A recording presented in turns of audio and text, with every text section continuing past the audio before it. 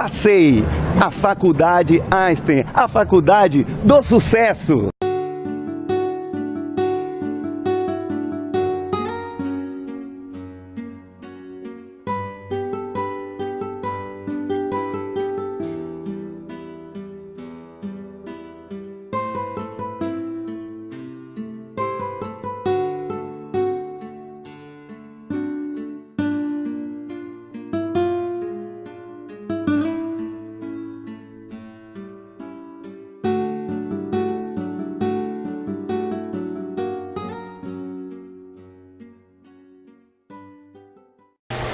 Praguita Reginite Acherran.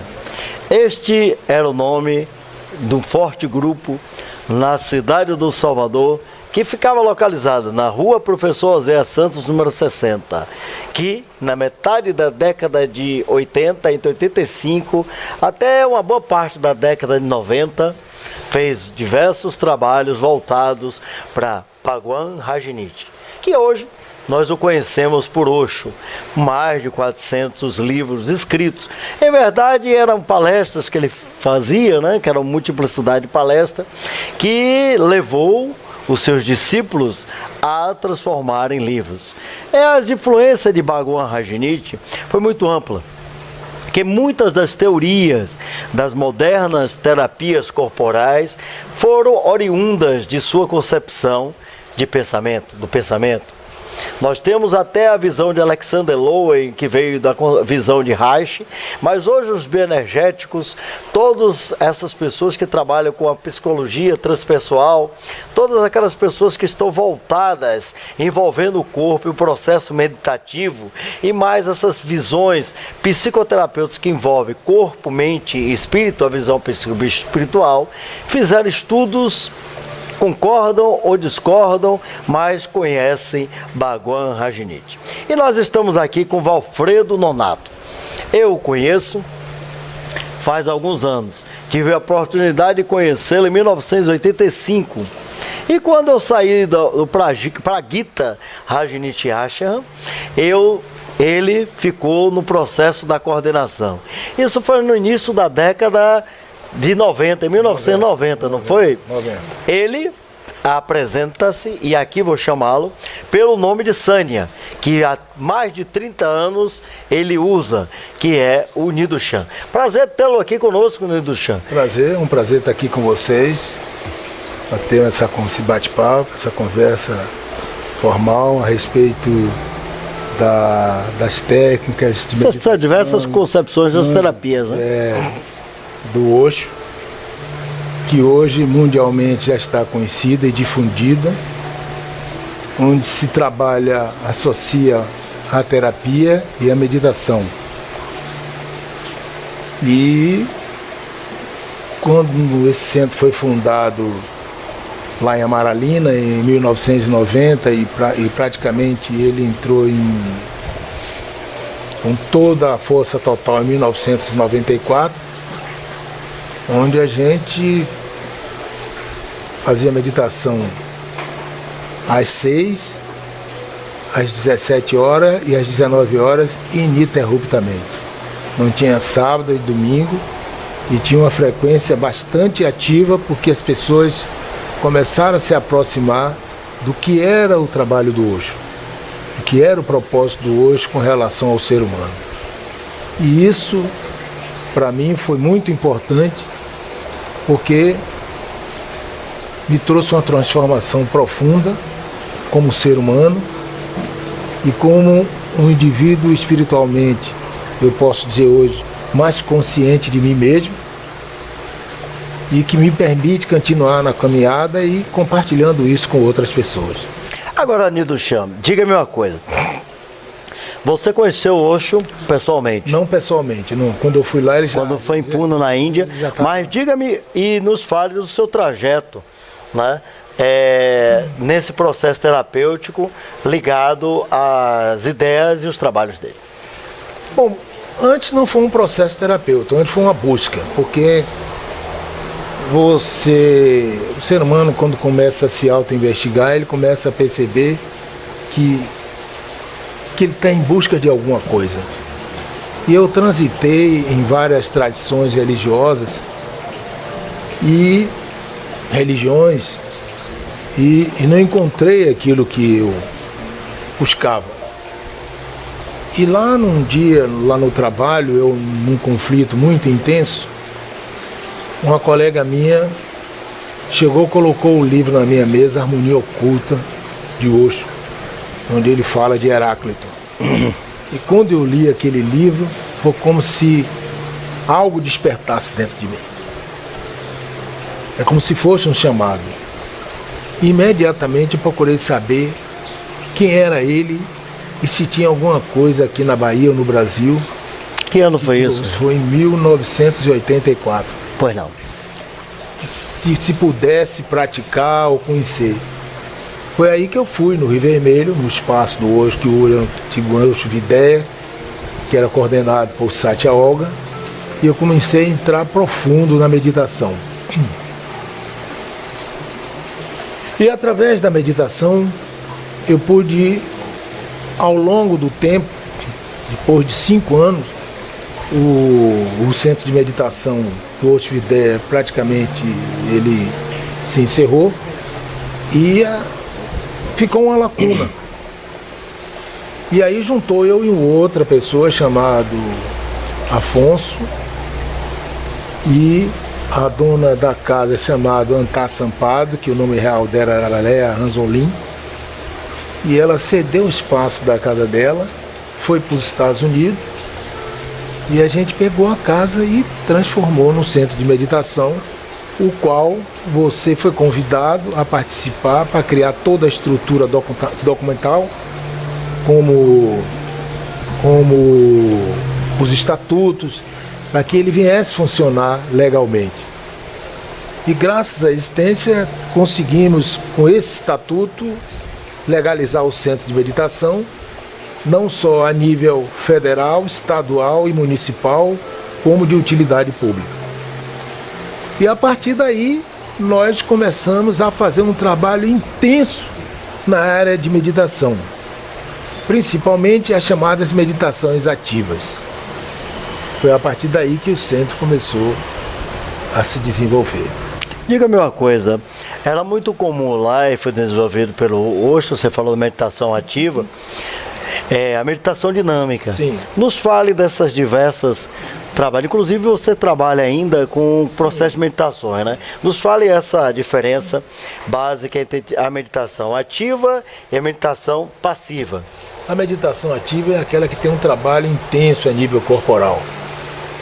E a meditação passiva é aquela em que você faz de uma forma mais relaxada, como a Nada Brahma, entendeu? Como a Vipassana.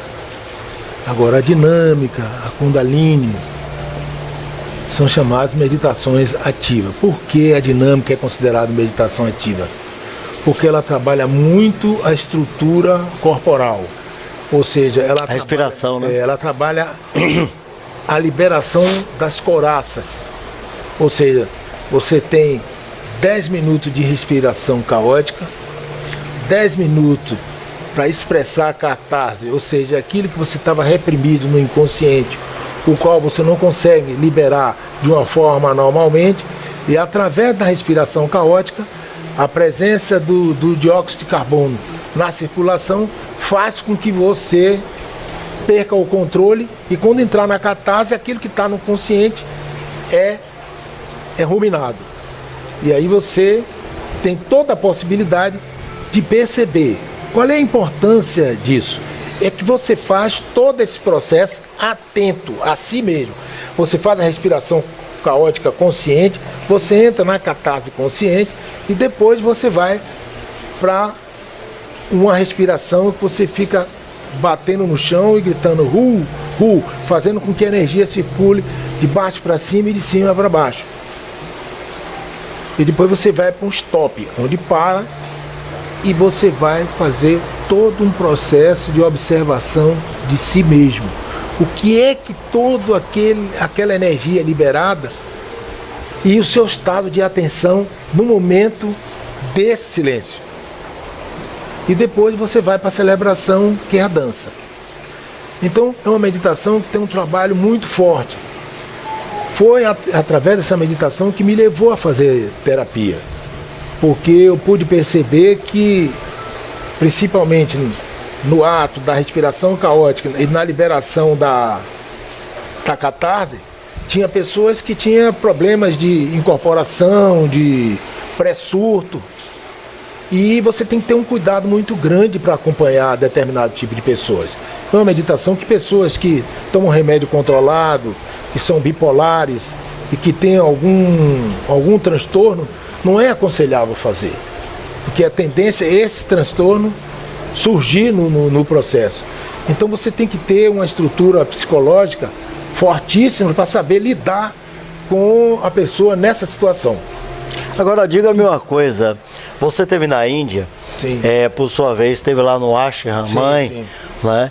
E nos conte dessa experiência, como foi estar lá no local onde Osho passou seus últimos momentos, porque o Osho é uma figura universal.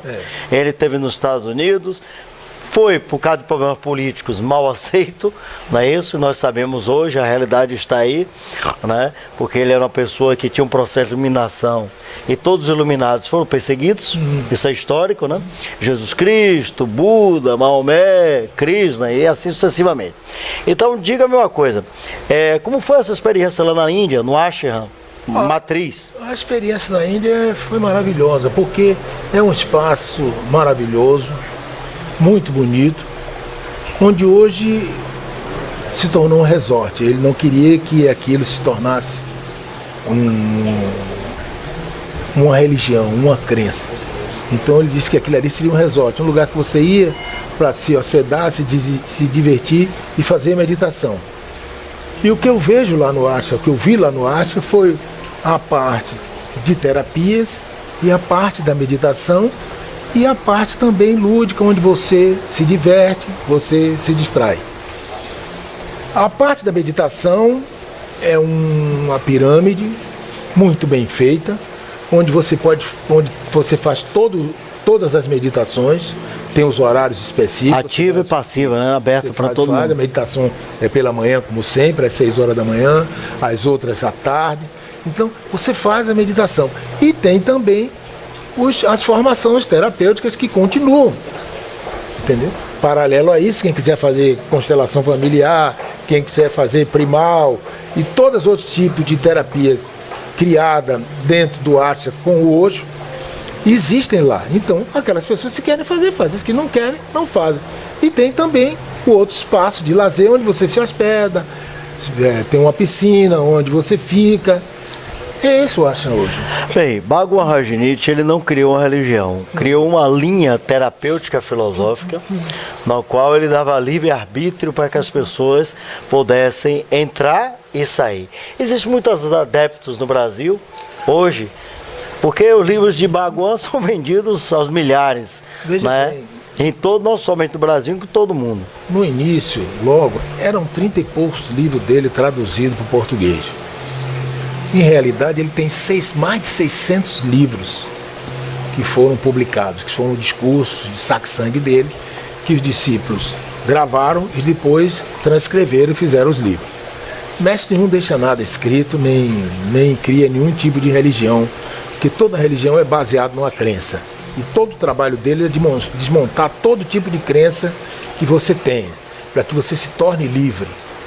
Então o que acontece? Hoje, depois da morte dele, a maioria dos livros que a gente não tinha nem ideia, hoje a maioria das editoras, todas estão querendo publicar e estão publicando. Então tem livros hoje que eu não tinha nem ideia que existisse e que existe. E hoje as pessoas estão tendo um conhecimento diferenciado do que era Osho quando ele era vivo. Porque a ideia que se tinha dele era uma ideia distorcida, criada pela mídia, que ele era um mestre que só cuidava de sexo, que só cuidava da riqueza, que era um mestre que vivia na opulência, e na realidade não era nada disso. Ele era um homem simples. Ele dizia que você deveria ser o Zorba e o Buda. Você deveria viver a vida normal, você vivia a vida de o Buda de dia e de noite você podia ser o Zorba celebrando. É isso que é o ashram dele hoje. Você vive a vida de Buda e você vive a vida do Zorba. Você celebra à noite, você dança. Porque a vida é celebração. É isso que ele quis dizer. Ele quebrou uma tradição de que, na maioria de determinados mestres indianos, de que você tem que ser uma seta.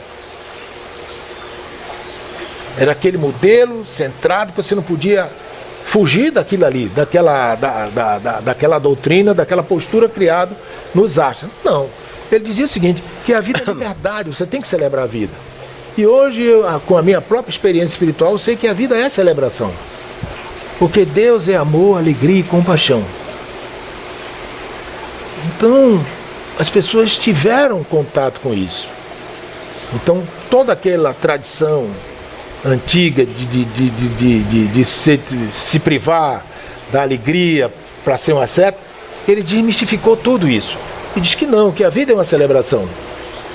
Então, as pessoas tomaram contato com todo esse ensinamento dele e se aproximou mais dele. Hoje ele fala de tudo, ele fala do negócio, ele fala da educação, ele fala da psicologia, ele fala de tudo. Então é um leque que você tem todas as possibilidades de perceber na visão de um iluminado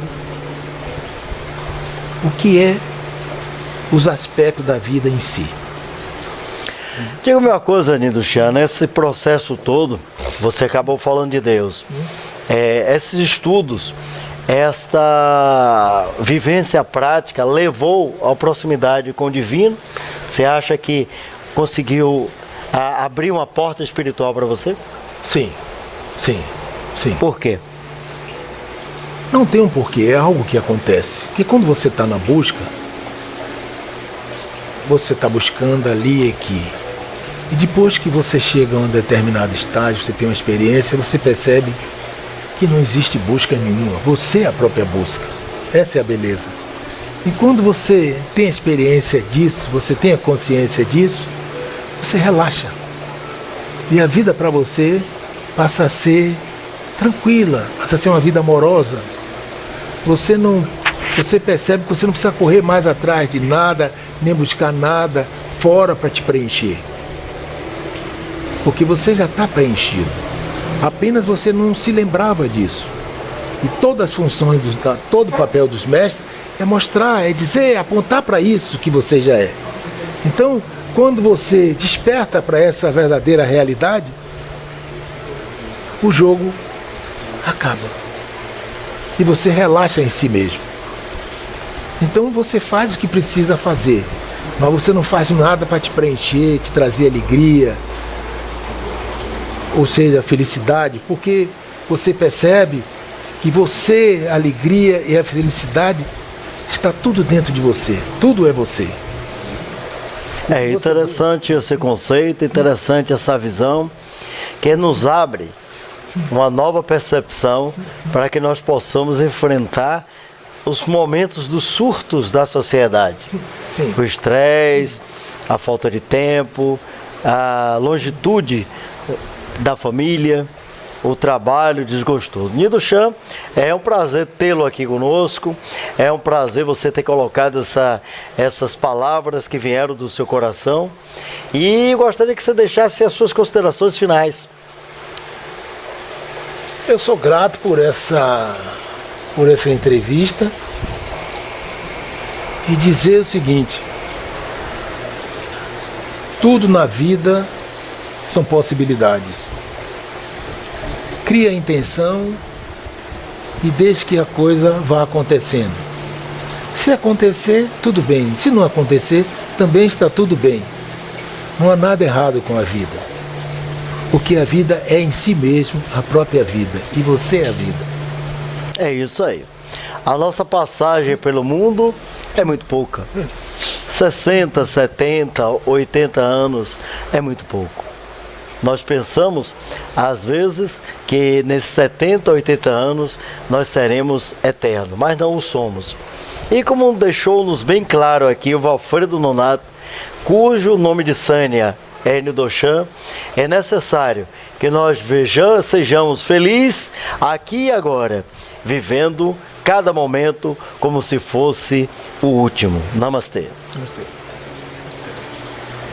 Facei, a Faculdade Einstein, a faculdade do sucesso.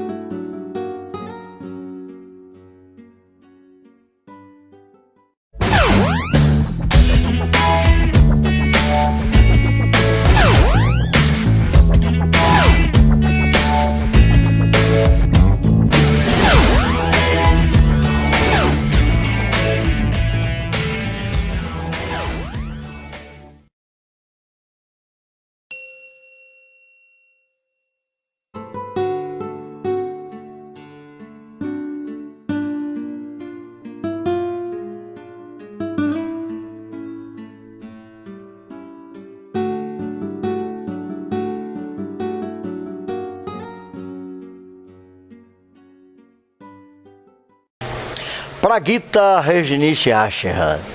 Este era o nome de um forte grupo na cidade do Salvador, que ficava localizado na rua Professor Oséias Santos, número 60, que na metade da década de 80, entre 85, até uma boa parte da década de 90, ele ficou no processo da coordenação. Isso foi no início da década de 90, em 1990, não foi? 90. Ele apresenta-se, e aqui vou chamá-lo, pelo nome de Sânia, que há mais de 30 anos ele usa, que é o Nido Chan. Prazer tê-lo aqui conosco, Nido Chan. Um prazer estar aqui com vocês, para ter esse bate-papo, essa conversa formal a respeito das técnicas de meditação. Essas diversas concepções das terapias, né? Do Osho, que hoje mundialmente já está conhecida e difusa. Diversos trabalhos voltados para Bhagwan Rajneesh, que hoje nós o conhecemos por Osho, mais de 400 livros escritos. Em verdade, eram palestras que ele fazia, né, que eram multiplicidade de palestras, que levou os seus discípulos a transformar em livros. As influências de Bhagwan Rajneesh foi muito ampla, porque muitas das teorias das modernas terapias corporais foram oriundas de sua concepção de pensamento, do pensamento. Nós temos até a visão de Alexander Lowen, que veio da visão de Reich, mas hoje os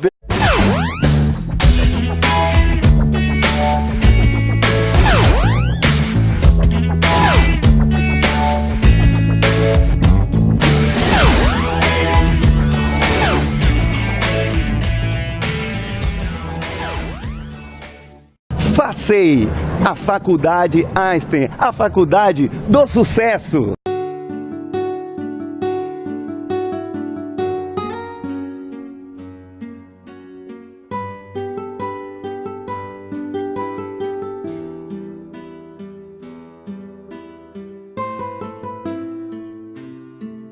energéticos, todas essas pessoas que trabalham com a psicologia transpessoal, todas aquelas pessoas que estão voltadas, envolvendo o corpo e o processo meditativo, e mais essas visões psicoterapêuticas que envolvem corpo, mente e espírito, a visão espiritual, fizeram estudos, concordam ou discordam, mas conhecem Bhagwan Rajneesh. E nós estamos aqui com Valfredo Nonato.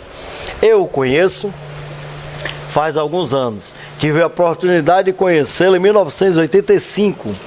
E quando eu saí do Praguita Rajneesh Acherran, eu